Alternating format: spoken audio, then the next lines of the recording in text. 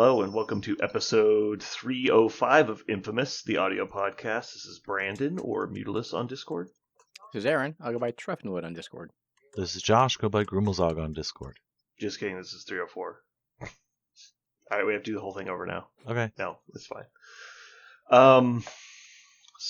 I guess starting off in our normal spot, have you guys played any new fun games? I have been working through Total War Pharaoh, which is Bronze Age, which is very me-coded because I find the Bronze Age fascinating. And then CJ has gotten me on. I'm gonna slow grow it and play it because kind of low on time for things. But we picked up Star Wars Galaxies again, so playing that. Aaron, you got anything new? Nope. Nope. Same old stuff. Same old stuff. Yep. Same. I've unlocked quicker leveling in Path of Exile. I'm almost to 99. Nice. I have also unlocked quicker leveling in City Heroes, so I now have more characters that I know what to do with. Nice. Hell yeah. Brandon, you'll be happy to know after the last podcast I was on that my $5 DVD of Pathfinder has arrived, and when I get a chance, probably Sunday, honestly, we're gonna be doing Pathfinder for the first time. So why did you decide to buy it versus just like stream it somewhere? Is it just not streaming? I don't have any streaming services, and generally, if I watch movies, I have my PlayStation in my room that I just, and it was $5. So I'm like, I'm a big physical media person. Yeah, that's fair. I'm not going to put anything against you for that. But yeah, I'm I excited. Personally, just check YouTube first, but yeah, that's fair. You know, it would have that's fine. It would have cost me $5 on YouTube to rent. At $5, I will be surprised if you don't find it of value. Yeah, I used to love the $5 bin box at Walmart. I would dig through that and be like, "Oh, I'm gonna find gold." Like, well, there's gonna be some good stuff in there. Man, I swear this was only in reality for like 3 years when Best Buy was awesome. Yeah. Because you'd go there for a long time. They were stupid because they only sold like appliances. And then they got into DVDs and CDs, and they had a huge media section. They had, computer video games. They had everything. Yeah. And it was awesome because it was all like reasonably priced. And then they moved back into like home furnishing, and it was like, this sucks. Thing that always made me laugh too is I feel like Best Buy got into that stuff super late. And so it was like, by the time it's like Best Buy's like, yeah, you can come buy DVDs and CDs, everyone's like, I'll just get it on iTunes or it was at play the it very on, beginning. find it on Netflix, and they're like, oh shit, this is not good. That was like my high school time period though. So it was like after school, walking home, like Best Buy was on the corner as I turned to go home, and so I just go into Best Buy half the time and be like, "Oh, dude, they got this 3 for $10 deal on DVDs." Like, it was amazing. And now the fucking everything's like $60 now. Like, yeah, I can't even imagine a high schooler affording shit anymore. I went to, I got some new computer monitors, and I went to go get stands because I didn't have a stand for one of them. And I go in and I'm like looking around, and like I literally need a stick that will stand upright that I can strap this strand to. Nothing at all, right? And so I like walk back there, and the guy's like, "What are you looking for?" I'm like, "I need computer stands." He's like, "Oh yeah, over here." I'm like, "Cool." And I'm looking around, and I find one. It's like $45, and it's like the one that you have to hook to your desk, and it has like 2 on it. You know what I'm talking about? I'm like, okay, cool. Yeah. It's not really what I'm looking for, but like if it doesn't work, I'll just return it, right? I go to take it up there, and it's $100.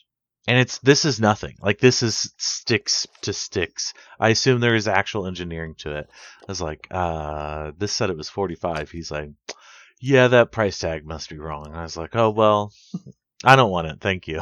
Goodbye.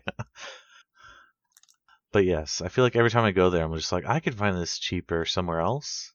Yeah. Yeah. I miss the days of like the super bargain, like new stuff. Like all the weird gadgets you would come up with back in the day. I feel like everything's pretty solved nowadays. Like I find myself going into like I don't know, like weird thrifty stores or like tech stores and stuff, and like looking for cool gadgets, and like there's not really anything anymore. It's all No. just garbage. We're past the age of cool gadgets. Yeah, where people are like, "Hey, I'm going to invent this new thing that."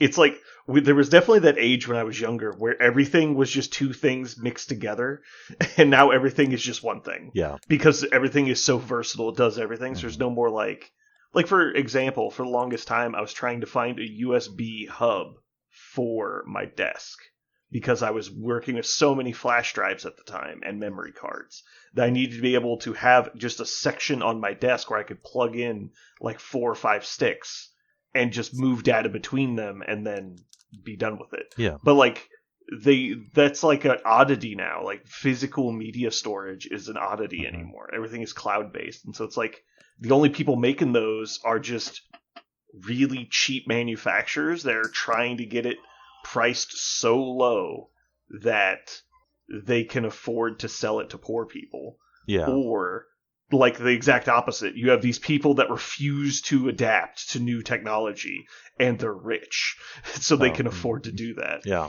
And so you have like these doctors. There's like, I need something that will play a floppy drive, and it costs $75 to use a floppy disk. I'm like, what is wrong with these people? And so there's like nothing really in the medium anymore because everything in the medium expects you just like everything just save it to the cloud. Like, okay. Yeah. And so like perfect example, like apparently there's a big stink about the new PlayStation like doesn't have a disc port. Yep. It's only No digital. more physical media. And that was about 2 weeks after PlayStation announced they were removing a ton of stuff from their PlayStation store, which removed it from your account.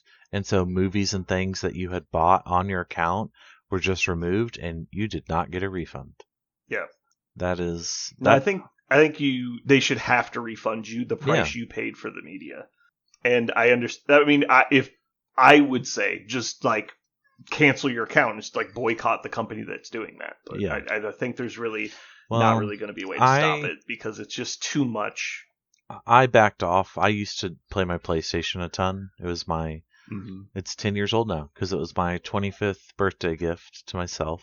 And I paid for Live every year. And then one year I was just like, I pay $100 a year for internet. But like, this thing just has internet connection and they're just charging me to be able to use it. Like, I think I'm done with that. I think that's nonsense. I do think there is a value in that service being applied because it's not like all that happens for free, right? There's people in the background making sure that infrastructure stays in place, it gets fixed if there's issues. But like, yeah, $100 is extreme. Yeah. Like, for example, I think it's it's Nintendo.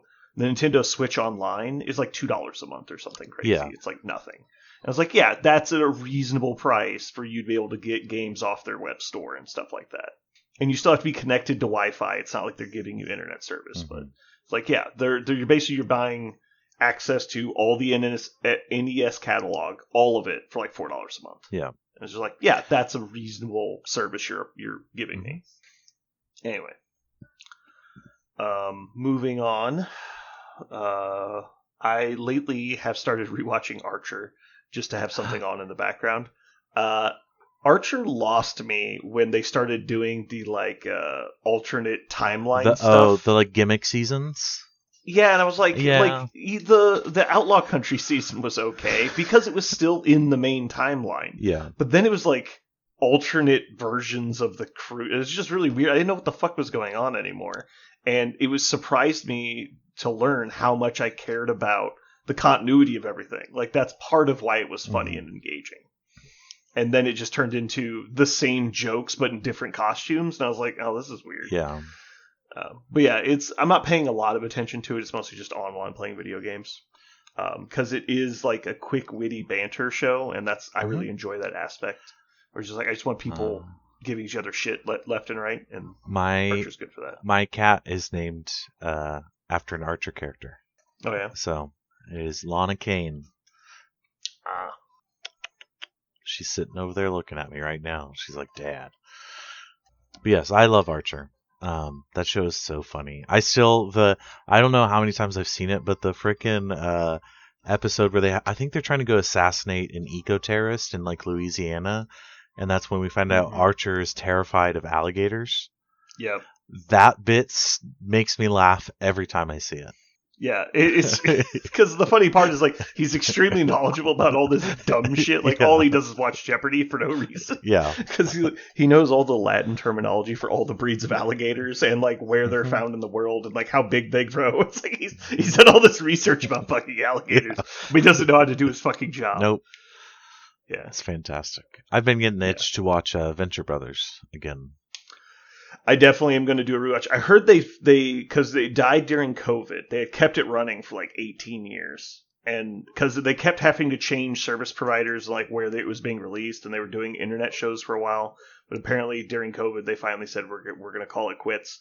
But they apparently did a movie that like capstones the whole show. It's fantastic. I haven't watched that yet. It's fantastic. I haven't watched it yet, so I'm very excited. I want to do a full rewatch and then watch the movie. I need to do that with Metalocalypse as well, because that's how they wrapped up Metalocalypse. Is like it stopped.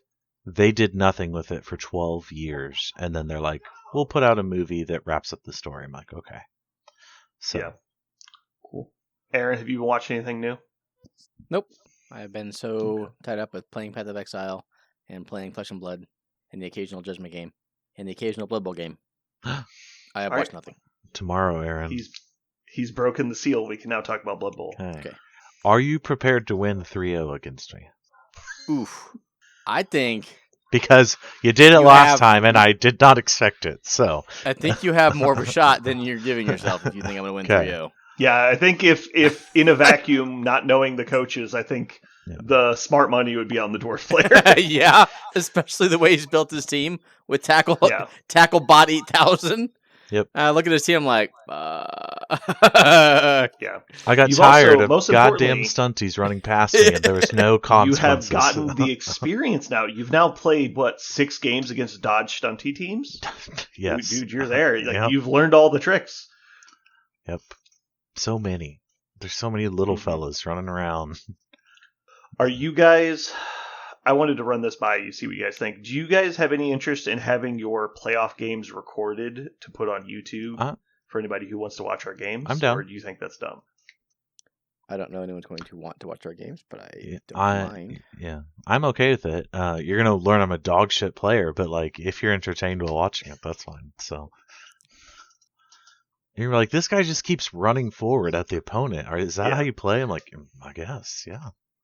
It'll be easier to catch me cheating on my dice rolls when you can watch it in slow-mo. Hell yeah.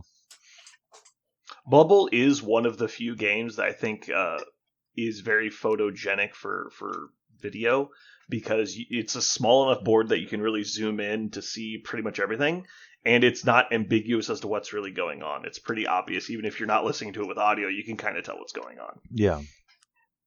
So I think I'd like to try that, but that would require me to get all my video equipment out of storage and bring it to the store, and also be there for all the games, which is much more doable for just the playoffs than the whole league, but not doable. Is it single elim for playoffs?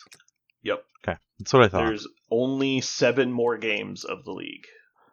I haven't made predictions yet, have I? You have not. And by 7 more games means one of them is done. Well, I don't know which one it is, so don't tell me yet. No, it's just 7. Oh, really? 4 plus 2 plus 1. Oh, okay. Well, 8 players. Yep. 7 games. Fine. I just forgot how playoffs work. All right. I actually have our playoffs pulled up here. Nope, it's pulled up here. All right. So for the playoffs, we have the Kansas City Sewer Kings, Skaven, versus the Booger Eater Snotlings. Then we have the Swoop Dog Goblins versus the Ghost Brew Guzzler Dwarves. The Kargath Krakens. God, I can't say that. Kargath Krakens versus the Hortomagori Pirates. And then the Ragnar's Raiders versus the Garden City Gardeners. All right, so Skaven versus Snotlings. Aaron, do you have the prediction? 4-1 Skaven. Wow, you're giving good old Ryan a point, huh? We're being optimistic here. Goblins versus Dwarfs. 2-1 Gobos! Nice. Dark Elves versus Halflings. 4-3 Dark Elves. And Norse versus Gnomes. 3-1 Norse. This is interesting. We have no stunty mirrors. Nope. But not because Don't say it. Don't all say of it. the stunties finished in the bottom 4. That's not why, though. I know. I mean, they kind of did.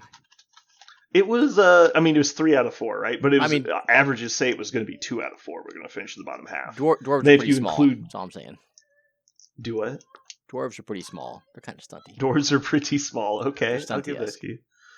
You might even say that it was a direct height issue. Yeah, see? For, which team. You could almost see exactly they finished in accordance to height.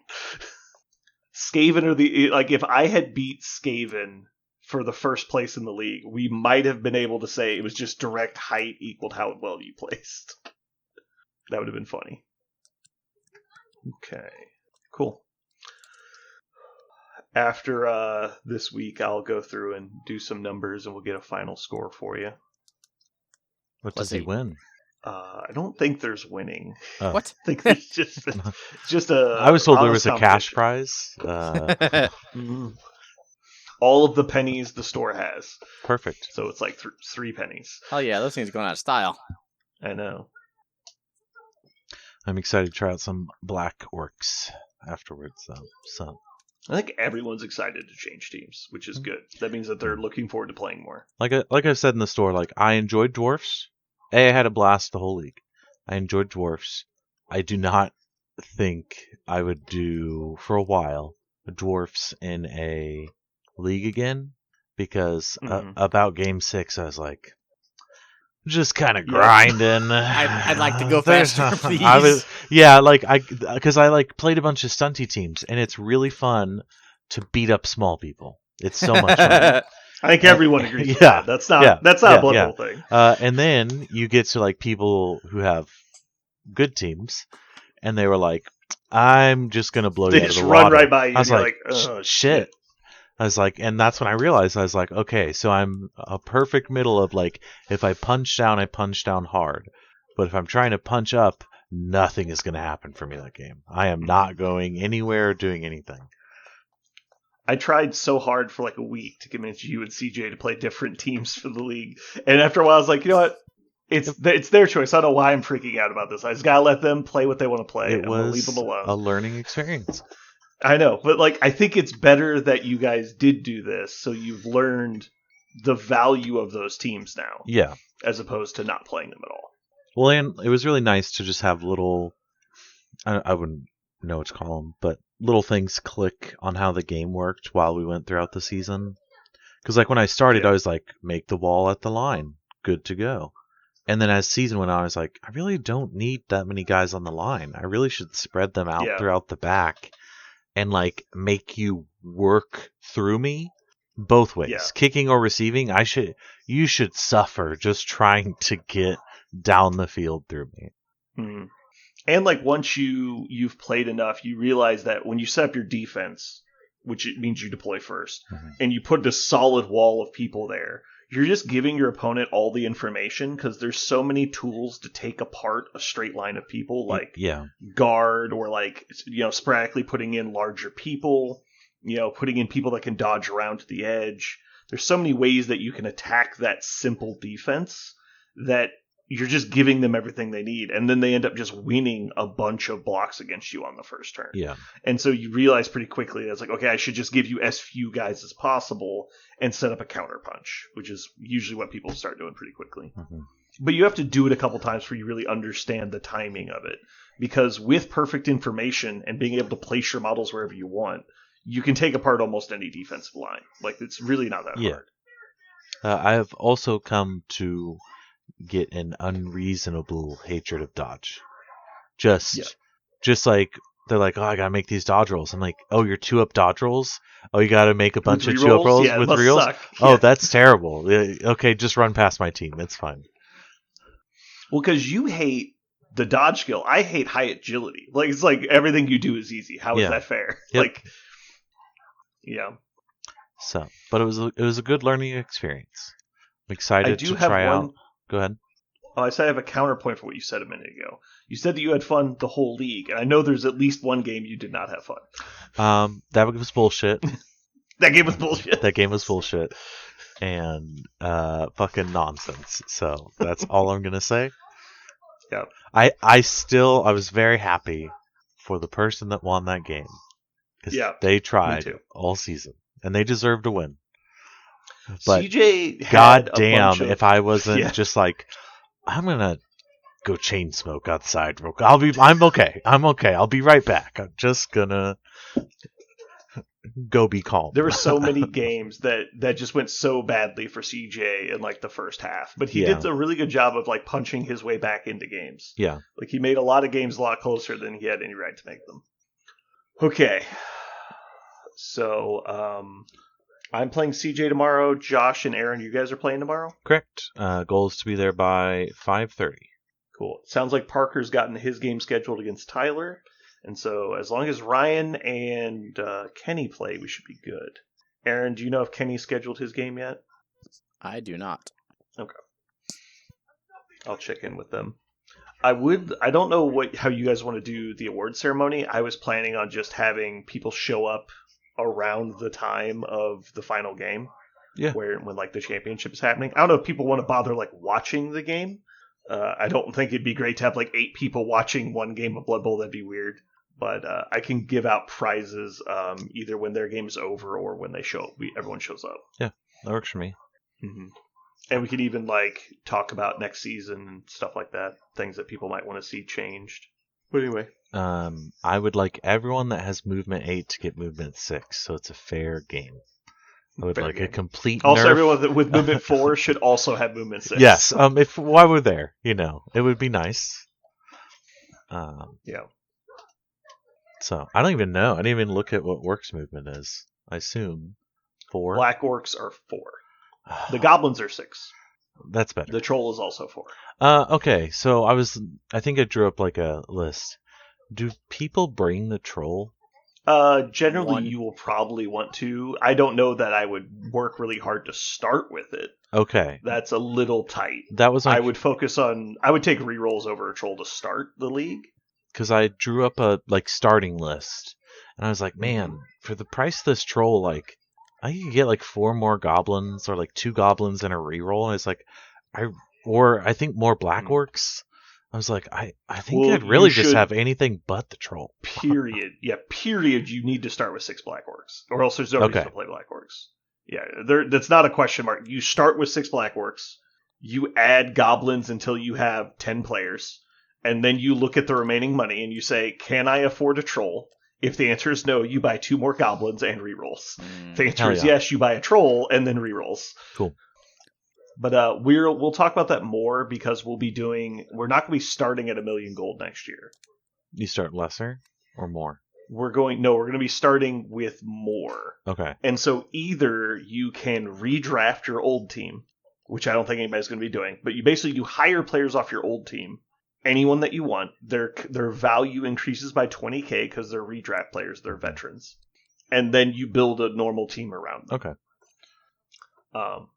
And then instead of doing that, we're gonna do a exhibition preseason where you can just play pickup games against people and you record all your stats like normal. But then when we go to start the league, your team value has to be under this line. If it's over that line, you can't enter the league. So you have to fire people until you're under the line. Gotcha. Would like skills and shit roll over? Mm-hmm. Okay. And so your team won't be starter team next year. You'll have a little bit of experience under you, but we'll play a shorter season. So it'll be like 6 or 8 games, but we will come in with a higher team value than we did this year. Cool. I like that idea. I'm excited to hopefully someday use this Varag Ghoul Chewer model because it's so cool. I was like putting it together. I was mad because their instructions were trash. I was just like, what the fuck? But then once I got it together, I was like, this is a cool ass model. Like this is a Blood Bowl orc. The 3D prints I make, there's like 6 different variants of the Varag model, and they're all very similar to the one you have. Cool. It's a cool piece. He's, in my opinion, the coolest looking star player. Yeah, he's just got so much character going on. Like I have Griff Oberwald as well, and like he's got great design, but I'm like, it's a human with a fancy hat. Like that doesn't impress me. And this guy's like, I have a ghoul who's probably, because he's a ghoul, probably still alive, flailing around on my shoulder, and I'm an orc. I'm like, yes, let's go. Mm-hmm. But Varric's cool. I'll reiterate, fuck this plastic. Whatever this colored. We were talking about this is. earlier. You're not a fan of GW plastic. Just this. I've never had that many issues clipping shit off a plastic sprue as I have with this. And this is a new box, right? It didn't like sit in your car and half melt. No. I bought it at the store and I brought it home and it's been sitting on a shelf in a dark room. Okay. Weird. I don't know. So maybe it's me. 1, 2. Oh, I might have to have you print me more Blackworks then. How many do I get in this box? Should get 6. 2. Oh yeah, there's I 6. would guess you get 6. Yeah. Okay. That'd be really lame if the starter box didn't give you enough. Yeah.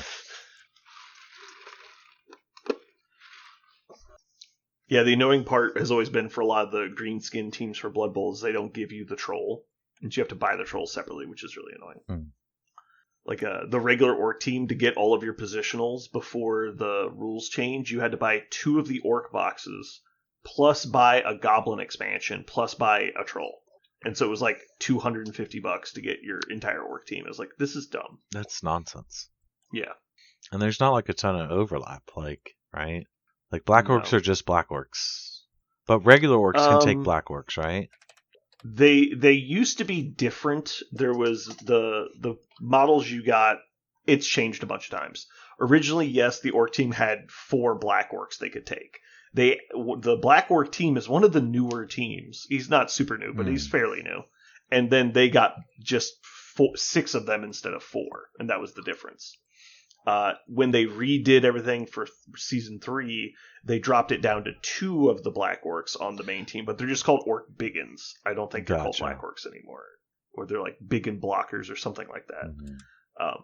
And so now there's a more noticeable, difference between the two teams, because arguably there's no reason to play black orcs over regular orcs, because they used to get 4 of the black orcs, and you're only getting 2 more to also get regular orc linemen over goblins.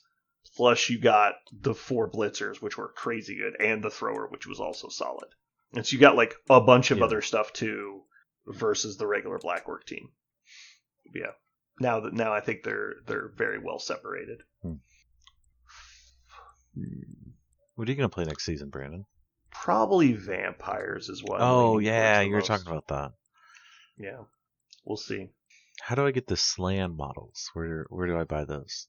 They're not official models. I can show you some if you like. No, I was joking with CJ because we were like looking through stuff. He's like, Slan. I'm like, yeah, you play as like baby Slan or something like that. Yeah, they're little toads. Yeah. Psychic mind power toads. They're technically not tournament legal, but that's like GW tournament legal. GW hates the Slan because they were a fan creation. Oh, and so they're legal in the NAF, I believe. So pretty much any tournament you ever play in will allow them. But yeah, technically they're like not allowed. Technically, I know it's weird. But it's like, since when does GW run fucking Blood Bowl tournaments? So it doesn't fucking matter. They don't even run the Adepticon one, do they? Yeah. No, they don't do shit. The only thing that's official GW is Games Days, which I believe do technically run Blood Bowl events. They're just not super popular. Aaron, for a playoff, I assume you still get experience between games, right? Like your guys can level up in between rounds. Yep. And they don't, from this point on, there's no like free recoveries, right? Like if someone misses next game, they're out. Yep. Yeah, that's what I thought. Brutal. Josh, what are your plans after Blood Bowl miniatures wise? I am going to try and run a Trench Crusade campaign. I have about 6 people to do it. I might have to modify it because there are 2 people that are driving like an hour to come to the store, and they're like, I don't know if I can do that every week. And I was like, that's pretty understandable. Yeah, Aaron, what kind of lunatic would drive to the store once a week if they lived an hour away? What's funny is I believe they said the town that Aaron lives in is where they're driving from, And I was like, Warrensburg. yeah. And I was like, but I've got a guy that does that every week. He comes here multiple times a week. Yeah. Like, And we'll just kind of see how it goes. I might shorten the campaign because we're going to try and do like every other week so that they have a chance to play if someone skips. It'll be a first time running a campaign ever. So we're just going to try it and see what we can do. cool. Good And luck then with that. my plan is to get my ogres built up, and that will be my other thing I start bringing. So if I don't have my Trench Crusade like campaign game that day, I'm gonna have old world stuff for us to jam and nice play. So because I would like to play that. I've been waiting long time to play that, and I just keep getting sucked into other things. So, Aaron, do you have miniatures plans after Blood Bowl? I do not. At some point, You gonna dust off the orcs and goblins, do some more old world? I probably not. Oh, because you don't like fun, or is that? That's basically it. That's basically it. Fun. Yeah. As I look at your, he is intolerant of enjoyment. Multiple model racks behind you, like just like that guy doesn't like fun. No. Yeah. Oh, I mean they're all painted, so clearly he doesn't like fun. Yeah. What about you? You can do anything exciting, Brandon? My plan loosely right now is old world. Cool. I'll start messing with some stuff. I didn't actually finish painting my Norse, which is not a big deal, but I think I probably put the most hours into painting my Blood Bowl team for this season than anybody. But they still didn't get done, so it's not like a completed project. Yeah. I ran out of steam, and my paint scheme wasn't even that difficult. I was just like, I had a free day the other day, and I was like, oh, I should finish painting my team. Like, it wouldn't take me that long. And I sat, and I had everything set up, and I was like, I just need to, don't have it. Yeah. I need to zone out and do mindless tasks for like 2 hours. So. Well, that is generally when I do painting. So. Yeah. When I'm trying to do something mindless for 2 hours. Yeah. And I'm trying to talk myself into a not insane scheme for my orcs. Because A, I love yellow armor on orcs for some reason. And then B, I keep seeing people post, they do, Borderlands style art. Self-shaded is what you mean. Yeah, people have been doing those for models. I'm like, man, that'd be like a cool scheme to try my hand at, is like a self-shaded orc army. It's basically one color, and then you just use a black marker to go through stuff. Like, so. Your little hashes, yeah. Yeah. Yeah, I had a lot of steam going on my painting. I got my Yeti done, and I was about to start going through all my other guys and finishing them up. Because I basically get everything to the, like, it's got a lot of terms, but it's panel painted or base coated or whatever you want to call it, where all of the things are the color they're supposed to be, and everything is ready for shading and then ready for highlighting. Yeah. And so I got to that point, and then I washed everything, got it shaded, and that's when 11th edition started coming out for 40K, and so I had to shift into work stuff in my free time. Mm-hmm. And then we had to paint all that fucking terrain, and so I'm just very painted out. Yep. I don't want to do any more painting for a while. But yeah, I'm loosely excited about Old World. I think it'll be a good time. Like I said, Old World was going to be I wanted a kind of crunchy Your Dudes game to play, where I could kind of build something and like try out different things, as opposed to a ton of the games I play where it's like they just come as is and those are the rules. I see what you mean. Like MCP, it's like there's no changing the models. This is, like they it's just not my do a Iron thing. Man. This is just Iron Man, and I'm just controlling him. Yeah. Yeah, I agree. I think that's a huge void in gaming right now is customizable. Like, I'm going to make this mine. Actually, probably the main reason I haven't jumped back into 40K or Age of Sigmar is they just took that away. It's just like, you pay points, this is what you get. There's no building things on the models. Like, they just all come with a thing, and they do a thing. And I'm like, I want to build a story with my army and, like, choose what my guys do and just really nerd out, and I miss being able to do that. So in 5th edition 40K, they came out with what was the modern orc Boys box for my experience. Mm-hmm. And that was basically just the full customizable version of the Assault on Blackreach orcs. So it was a lot of similar looking sculpts from My the Assault first on Blackreach box. box. Exactly. A lot of people got into the game around that time. But it was that box that came out had, like, I would save up all of my extra pieces because there'd be so many. It's like, well, the box made, sluggas or shootas or choppas and like all these different like customizable options. There was extra armor bits, extra heads, different weapon options. Like there was a big shooter in the box. I think you could hobble together a rocket launcher if you tried. There's the power claw, the Ooge chopper for the knob. There was like a whole extra body for the knobs. You basically got 11 dudes in the box, not 10. And so if you just bought enough of those, you could end up making a knob squad out of your leftover knob pieces. And so I saved up all the extra shoulder pads and stuff. I was a little light on my orc boys, but then I'd save up all the extra pieces. And I would make an Ard boys unit, which had all the armor plates everywhere. And so then it's like you were like customizing your models the way you wanted to make them. And so that's my experience of what like a GW model kit should be like. Like it had a lot of versatility. One box could basically make like 3 different units, and it would also make an elite choice if you like used it in the correct way. And so that kind of started fading away. You start seeing less and less options and stuff. It was kind of more like paint by numbers for modeling, where it's like, well, this box is supposed to have 1 plasma gun and 1 las cannon. And if it has anything else, you have to buy extra parts. And then we got to the point where it's basically that on everything. And then in, I want to say it was like 9th edition, they started coming out with these kill team boxes. And I looked into what it was, and it's basically just maximum possible customization for that unit.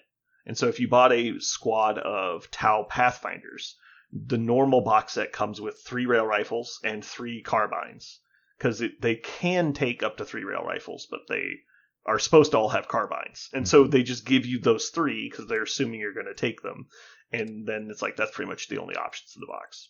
Well, the kill team variant, there's like 2 extra rail rifle options. There's also some rifle options. There's a bunch of pistol options. There's all these different grenade arms, like they're all in different poses throwing grenades. And there's every single pose is unique. There is no duplication anywhere in the box. There's like 25 heads for these 12 guys. There's all these different options. It's like, that's really cool. They're like getting back to like super customizable because kill team is a smaller scale. You build your own guys. It makes sense. Well, the new kill teams are the exact opposite they just came out with. And so it is literally 0 extra parts. You are building these 6 models in this pose. If you're not building those 6 models, you're doing something wrong. I was like, well, that's so not interesting. Yep. And there's weird stuff too, like I am a Night Lords fan. And that was one of the 40k armies I built, and I had to spend so much extra cash to buy Night Lords bits because Chaos Space Marines don't come with those, right? And they have the new, I forget what they're called, but that's the only way to get Night Lords bits now is you have to just keep buying that kill team kit over and over to like have your Night Lords base Space Marines. Yeah. And that's it. If you want to run Chaos Legionnaires, that's what you got. I'm just like, it can't be. I mean, there's just a very obvious, like, the third party market is filling that void. Yeah. And I feel like they're really losing their grip on that market. And it's like, you just got to give people what they want. I feel like people want that cool customization stuff. And there's certainly a part of the community that just wants the snap my models together and play. Like, that's definitely not unwanted. But I would say that their client base has a lot of people that want to make their own things kind of unique. I mean, that's one of my favorite parts of the hobby is like being able to put guys together, make them look how I want them to look. Actually, that's one of my goals is I got to go through my bits box and just be like, I'm never going to use these. We're just holding on to them for no reason. But I like putting models together and doing different poses in different ways and telling a story with a guy because I did things differently, and that's fun to me. I don't like the push to fit, and that's okay. I feel like they do well of like appealing to a wide variety of hobby. For some people who are like, I don't give a shit, pop them together, let's play. There's definitely a place for push to fit, and I think that we've seen it be really good in different places. Like a lot of the starter kits, like the startup edition boxes, have had push to fit style models, and it's been very accepted in those places. I'm not saying that you can't use it, and there was even one of my favorite products they ever came out with actually was push to fit models. Do you remember these? They were regimental add-ons. They did them for most of the armies for 40K, and it was an $8 box, and it came with an amount of your squad dudes, and there's extra guys. Yes. And so, like, Space Marines got 3 Space Marines with bolters, and they were just, shoulder up, elbows bent, bolter to their chest. They just wander around with bolters. The Orc Boys, I think you got 5 of them. And then, like, the Guardsmen, you got 8. The Gaunts, you got, like, 8.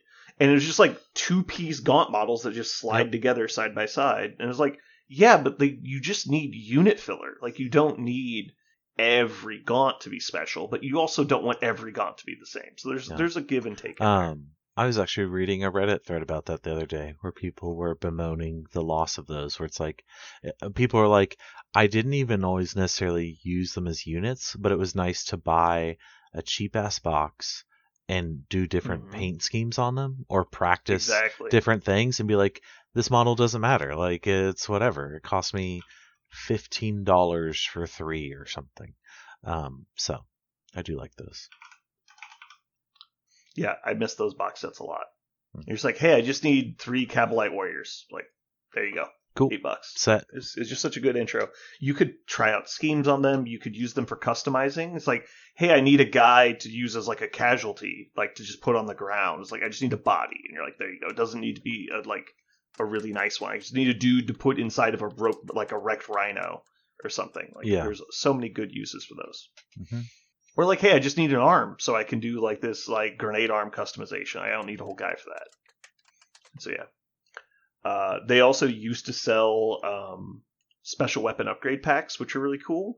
And so when they started selling those, they sold 5 metal melta guns or all the specials, flamers, plasma, melta. They sold packs of 5 of them for like $8. And so when that came out, I bought 4 boxes of Catachan infantry. And I just bought an equivalent of like 8 packs of special weapons, and I just glued them all together. And I was like, and I painted them up. I was like, cool. Now I've got 20 of each special weapon that I have whenever I need. Yep. And so I just built all my regular units with just las guns. I would just go grab one of the special weapons when I needed it. And so yeah, that was really nice. Okay, Josh, I'm gonna send a picture to the podcast channel. Okay. And we are either gonna play this game in the coming months. Okay. Or you're going to laugh at my face. Aaron, I have been inspired by your discussion about customizable models. So before I send this picture, were you ever interested in MechWarrior? Or did you play very that vaguely particular game of customization? Go ahead. I appreciate the idea of it. It has always floated on the periphery of like when I just got an itch to play something like that, I would go do MechWarrior, but I have not played it. I have watched my roommates play it quite a bit. So okay, there's going to be 2. Brandon's going to help us out here again. Okay. If this is going to be one of 2 things, I'm very confident it's the latter. Yep. Okay. Oops. Okay. Yeah, man. You sold me. This is Absurdist, and I love Absurdist. And, I'm willing to give it a shot. Okay. This is not what I thought. This is... I'll bring the book Okay. tomorrow, and you can flip through it and see if it's a yes or a no. Okay.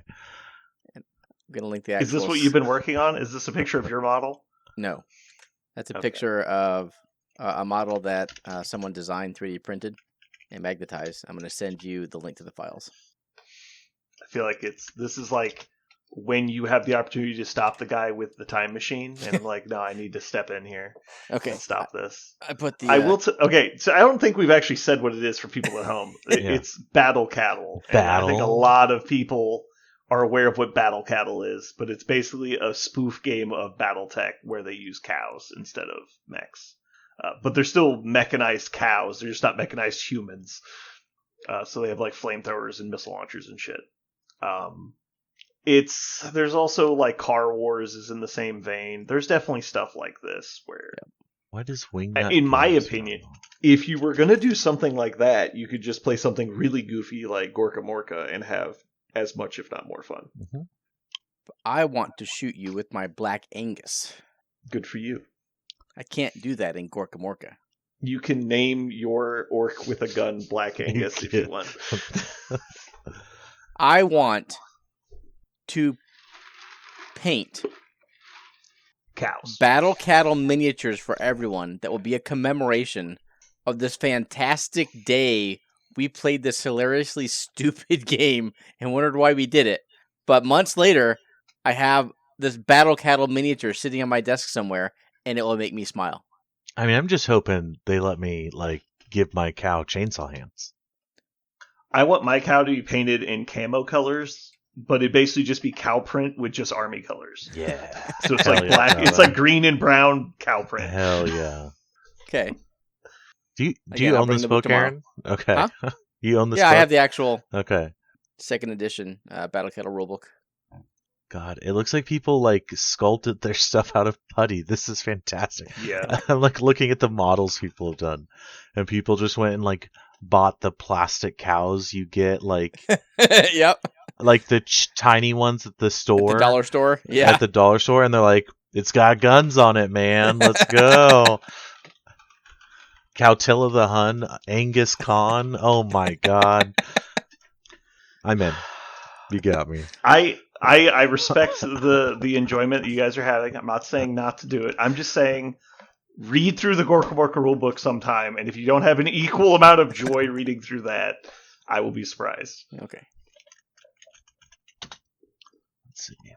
Okay, let's go ahead and jump into our Mojo World real quick, because I think we have a bit of a barn burner today, if you will.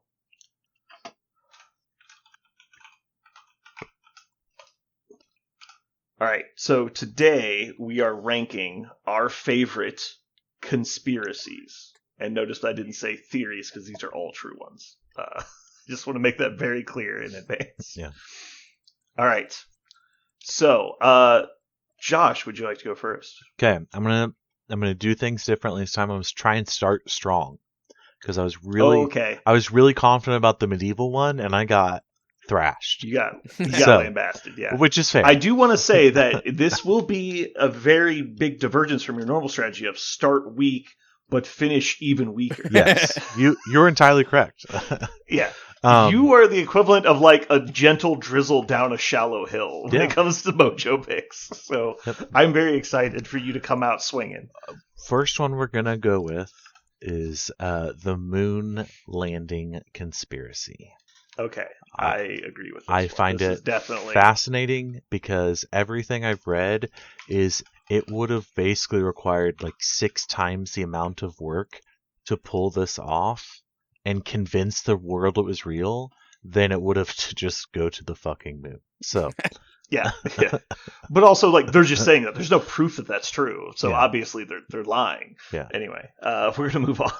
I like that. That's very high up on my list. My favorite anything about the moon landing I've ever heard is like, all right, just in this hypothetical, you're walking down the street with your family, and some guy walks up to you with a microphone. He says, "For $1, I know the correct answer.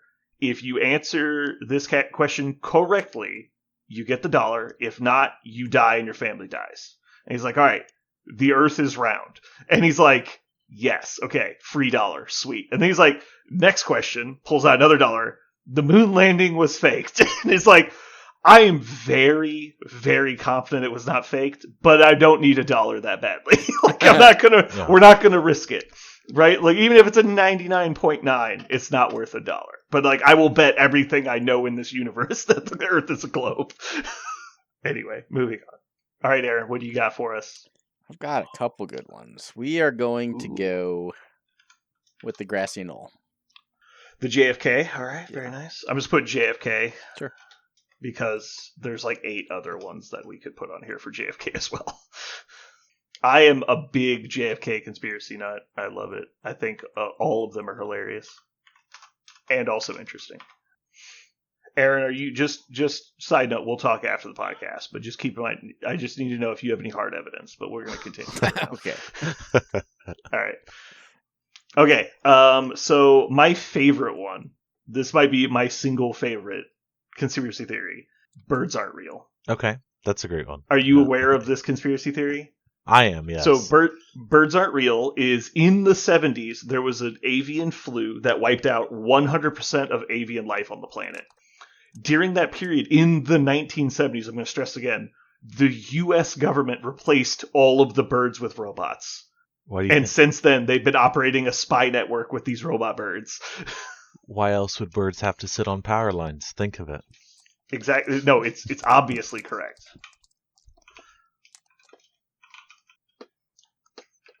All right, so I get a back-to-back here. So let me,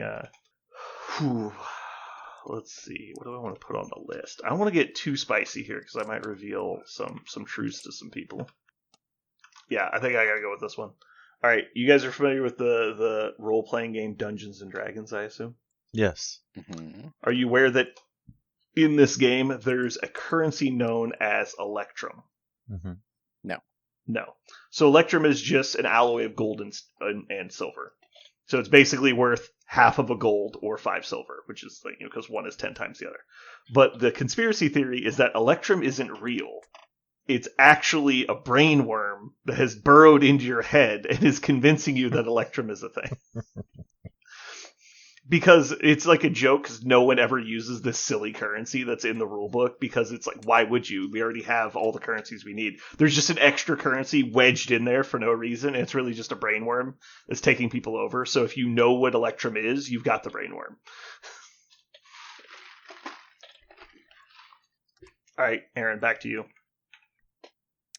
Area 51. You mean the conspiracy that it's not actually full of aliens? All I know is that there's something there. Mm-hmm. We And just I'm have to. intrigued.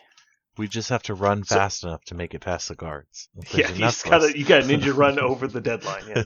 Yeah. So just to be clear, are you saying that there's alien stuff in there? There's technology in there? Because there's a lot of conspiracy about Area 51. You're just saying in general that Area 51 is suspicious. I think it's more than suspicious. I think something is there. I would be hard pressed to say aliens, right? Yeah.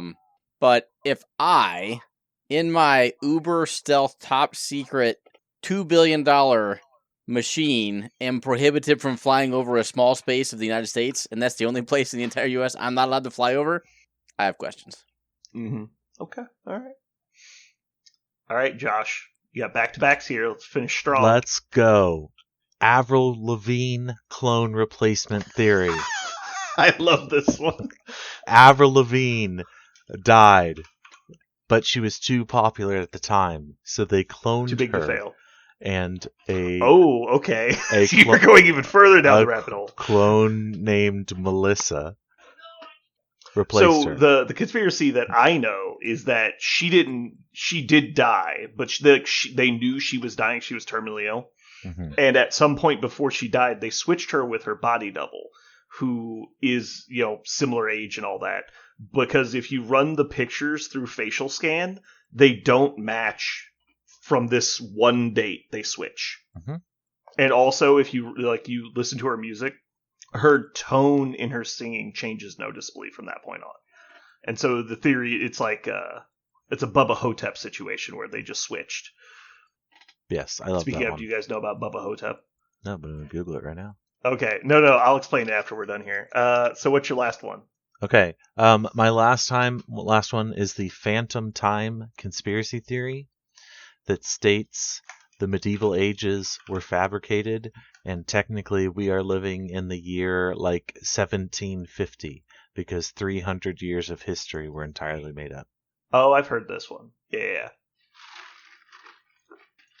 Basically, somebody right when the world was becoming literate was they just invented 300 years of history and plugged it into the books. Mm-hmm. And to make that work, they had to move the date. Yeah. Which is, compared to a lot of these on the list, is very plausible, honestly, because it was only 10 people that had to be in on it. All right, Aaron. The world is secretly run by a cabal known as the Illuminati. Okay. Okay, just in general, the Illuminati. A classic. Shout out. Again, we're just going with straight facts. None of these are fake. No. He'll never hear this, but shout out to my Uncle Brian, who is entirely convinced that is true. So, I mean, the Illuminati is a group that is documented. They are a group that exists. but they were like a social drinking club. They weren't really. I mean, that's what I would have said too. Exactly, Brandon. Good answer, Brandon. Mm-hmm. Okay. Now we've gotten into some fun ones, and so I kind of want to do some of my more silly ones. But yeah, we're doing this one. I'm doing the silly one. All right. I'm just going to leave it in here as Palpatine was right, but it takes some explaining. Okay. And so one of my favorite ones that's been told to me is the reason that Palpatine took over the galaxy and was so military based and tried to build this massive, unstoppable war machine was not actually due to the fact that he just wanted to dominate the galaxy. He was preparing for the invasion that was coming like 50 years in the future of this alien race that was going to wipe out the entire galaxy. And so in order to build a strong enough war machine to fight them off, he needed to basically take over the galaxy and turn the entire thing into a military factory. I thought that was old EU canon. That's actually what he was doing. Is that actually real? Okay. Canon with Star Wars is in a weird space because there was 50 fucking years of books written, and then Disney came along and was like, no. It's like, Okay. But I'll go with a different one then. No. I personally love that theory. I'm a big fan of it. So. Well, if it actually was a fiction thing, I'll take it out. It's not confirmed in any way, so it is a conspiracy. Okay, so thing. it is a theory? Yes. Okay. We'll leave it alone then. All right.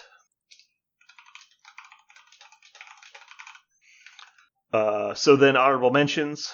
I have one of my favorite funny ones is Flat Mars Society. Is despite being able to observe Mars rotate on its axis, they still believe it's flat. And then obviously Bigfoot and Loch Ness are fun ones. Those are good ones. I've watched numerous documentaries to both. At one point in time, I could have confidently stated that I had seen every single show or documentary about Bigfoot that had existed. Mm-hmm. I had too much free time. I was just like, oh, cool, we're going to do it all. I'm trying to think of a good show. I'm going to do this one only because it was a huge local Lawrence Reddit post about 5G and the COVID virus. And to explain, the local lights have all been replaced. And when they start to fail, they start glowing blue, so that city workers know they're about to be replaced, right? It's like an efficiency thing. Well, the first round of after they replaced them, when this started happened to coincide with COVID. And there were a couple local Lawrence loonies who were fully convinced that it was going to activate something inside of everyone. The 5G from the COVID vaccination. So interesting. All right, so let's take a look here. Aaron has predicted the following winners of round 1 of the playoffs. So we've got Skaven, Goblins, Dark Elves, and Norse. Conveniently, let's see here. That's the current top 4 of the league. So he just predicted that all the favorites would win. Strong choice. Thank you. Okay, so that would leave Skaven playing against... I'd have to go back. I think I've only not predicted the correct winner in one game out of the entire season.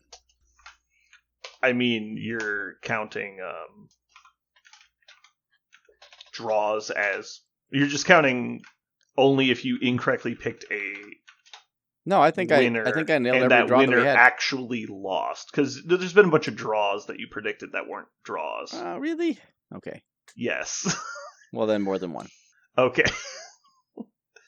Do you want a breakdown? I can do a spreadsheet if you want. I don't know that you do, but Well, only if I it's can do favorable that. to me. Okay, so I should stop if it starts looking bad. Yeah. Okay, let me make sure my my math is mathing. But yeah, so you're predicted Skaven, Goblins, Dark Elves, and Norse would make it through. That would leave Skaven playing Goblins and Norse playing Dark Elves. In that example, what's your prediction? Goblins take it 2-1 against the Skaven. Ooh, your first upset prediction. Yep. And then we've got Dark Elves and Norse.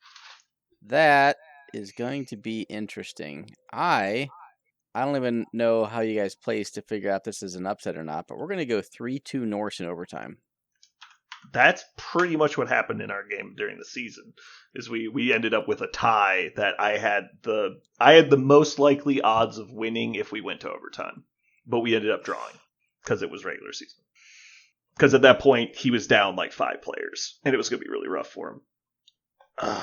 I finished second to Parker, but like I had 23 points on the season and he had 22, so it was pretty neck and neck. Yeah, I was 7-2-1. He was 7-1-2. So we had very, very close there. All right, so this would leave. You said Norse over Dark Elves, right? Yes. All right, so that leaves you and me in the finals. 2-1 Gobos. I'm taking it home. Yeah, I knew you were going to pick yourself to win. I just never a doubt in my mind that you were going to pick yourself to win. However, you only predicted that you would score a total of 6 points in the playoffs. That's not a lot. I have a system. Oh, yeah. Cool. All right, we'll see how close you are. Yep. Alrighty. Well, I think that's going to wrap it up for us today. Thanks for tuning in, everybody. Hopefully you enjoyed. This has been Brandon. And Aaron. And Josh. And you just listened to The Truth is Out There.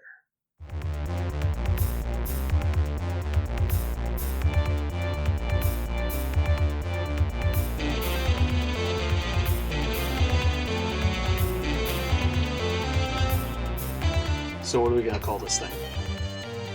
I got it. Okay. Incredible, new, fantastic, astonishing, mighty, original, uncanny, sensational podcast. I'm just going to put down infamous.